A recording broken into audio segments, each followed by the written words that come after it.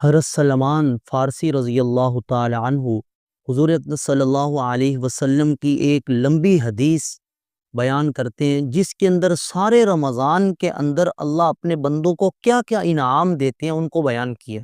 اگر ہم اس حدیث کو سن لیں تو کبھی بھی ہم زندگی میں رمضان المبارک کو ضائع نہیں ہونے دیں گے، کبھی بھی رمضان کے اندر کی جانے والی عبادتوں میں سستی نہیں آئے گی۔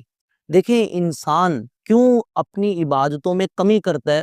اس لیے کہ اس کو ان عبادتوں کا فائدہ، ان عبادتوں کا پروفٹ، نفع معلوم نہیں ہوتا، جس کی وجہ سے وہ ان عبادتوں میں سستی کرتا ہے۔ تو حضور صلی اللہ علیہ وسلم کی وہ حدیث مبارکہ کو اگر ہم سن لیں تو ہمارے رمضان میں ترقی آ جائے گی۔ 2025 کا رمضان بڑا اہم ہے، اس لیے اس رمضان کے اندر کسی نیک عمل کی سستی نہیں ہونی چاہیے۔ تو دیکھیں، فرمایا نبی اکرم صلی اللہ علیہ وسلم نے شعبان کی آخری تاریخ کو ہمیں ایک بیان کیا۔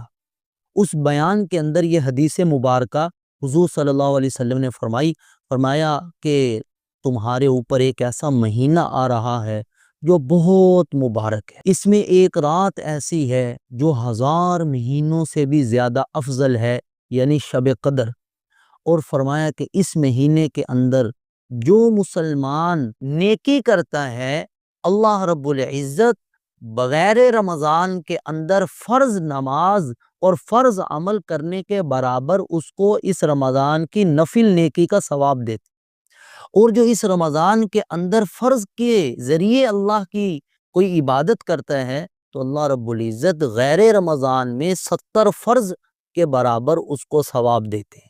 کتنا زیادہ اللہ نے ثواب بڑھا دیا۔ رمضان کی برکتیں، رمضان کی رحمتیں، اور یہ رمضان کی شان ہے کہ اللہ رب العزت نے چھوٹے چھوٹے عملوں کے اوپر اتنا ثواب کہ 70 فرض اگر انسان پڑھے تو رمضان کے ایک فرض کے برابر ہوں گے، اور یہ رمضان کا وہ فرض ایک اگر ادا کر لیا تو اس کے علاوہ اگر غیر رمضان میں 70 فرض بھی پڑھے۔ اور حضور صلی اللہ علیہ وسلم نے فرمایا کہ اس رمضان کے رات کے قیام کو اللہ رب العزت نے ثواب کی چیز بنایا ہے، اور فرمایا کہ یہ مہینہ صبر کا مہینہ ہے، یہ صبر کا مہینہ ہے، صبر کے ذریعے زندگی گزارنی ہے اس مہینے میں۔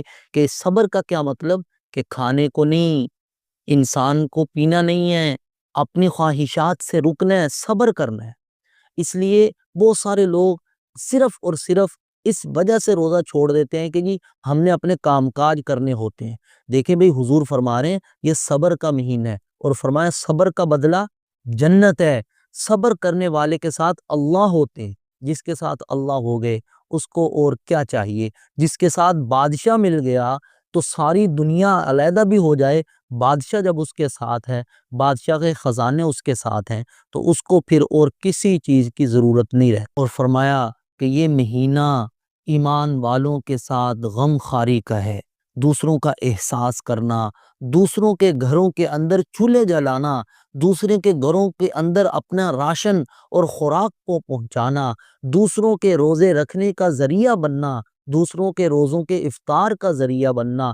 اور فرمایا اس مہینے میں مومن کے رزق کو بڑھا دیا جاتا ہے۔ آپ دیکھیں گے کہ غریب سے غریب گھروں کے اندر بھی دسترخوان پھلوں سے اور مختلف قسم کی اللہ کی نعمتوں سے بھرے ہوتے ہیں، مختلف قسم کے مشروبات پڑے ہوتے ہیں۔ یہ اللہ رب العزت نے رمضان کی برکت ہے، اس کے اندر ایمان والوں کے رزق کو بڑھا دیا جاتا ہے کہ کھاؤ پیو اور میری عبادتوں کے اندر اپنے آپ کو لگاؤ۔ اور حضور صلی اللہ علیہ وسلم نے فرمایا جو شخص اس مہینے میں کسی روزے دار کا روزہ افطار کرواتا ہے تو اللہ رب العزت اس کو جہنم کی آگ سے آزاد کر دیتے۔ اور فرمایا کہ روزے دار کے ثواب کے برابر اس افطار کروانے والے کو اللہ ثواب دیتے ہیں۔ اور یہ نہ سمجھنا کہ روزے دار کے ثواب میں کمی آ جائے گی، نہیں، اس کو بھی مکمل ثواب ملے گا اور اس کو بھی مکمل ثواب ملے گا۔